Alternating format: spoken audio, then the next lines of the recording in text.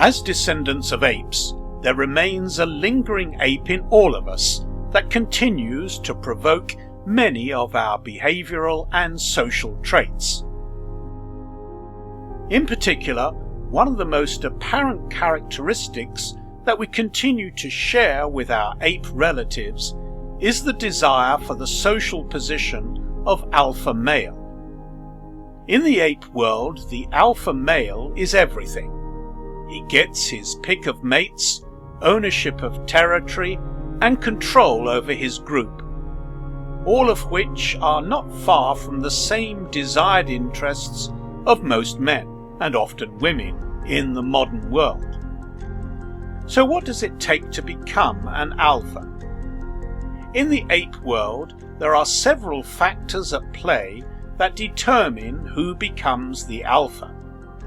They include things like size, loudness, and the ability to dominate others as unequals.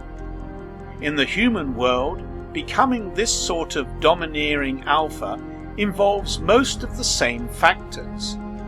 We can intimidate other humans into submission through size, intensity, and force. And if we live with these behaviors, we can become this same sort of alpha.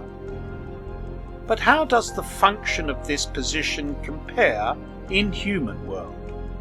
How do the differences between humans and apes weigh in on the value of such a domineering behavioral archetype? The principal difference between human and ape is the depth of our consciousness.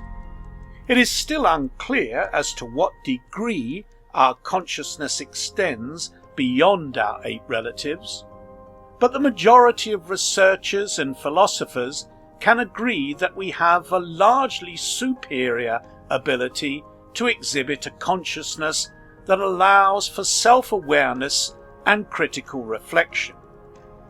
We have passed a threshold of mental complexity where we can now think about thinking.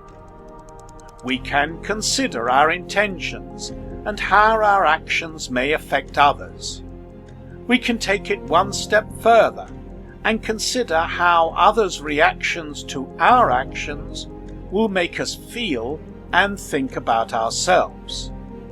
And we can employ reason, empathy, and morality to act accordingly.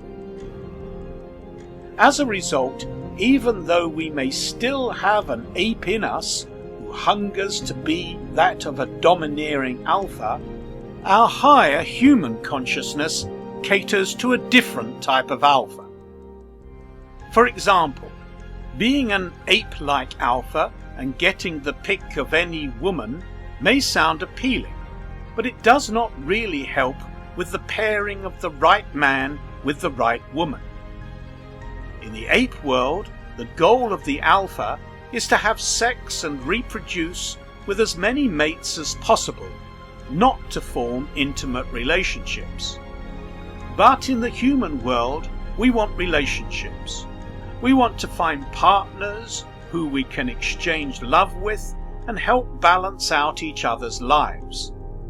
And in the context of friendships, behaving as a dominating and forceful individual may acquire you yes men and followers, but not necessarily any true friends, because rarely does anyone want to continue in a long-term friendship comprised of dominance, fear, and hierarchy.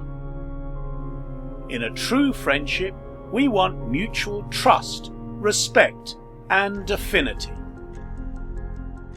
Therefore, we must consider how our primal desire to be a domineering alpha affects our life and appropriately regulate it. Our ape self is constantly lingering within us, and it is not simple or easy to overcome. But by using our faculty for higher consciousness to understand our behaviors and their effects, we can construct and execute a new, refined concept of alpha, a conscious alpha.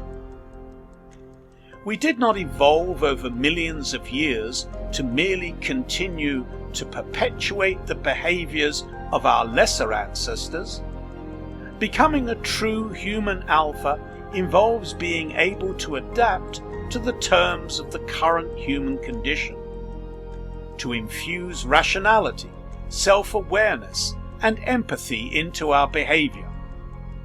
More important than being big and loud and forceful is being someone who can exhibit compassion and reason.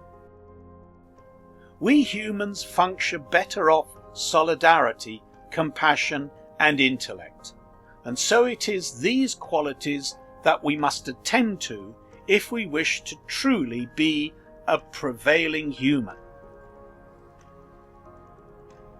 Thank you for watching. If you found enjoyment and value in this video, please give it a thumbs up, share your thoughts in the comments below, and if you are not already, be sure to subscribe to our channel. We are constantly coming out with new videos to help you experience life with clarity and wonder.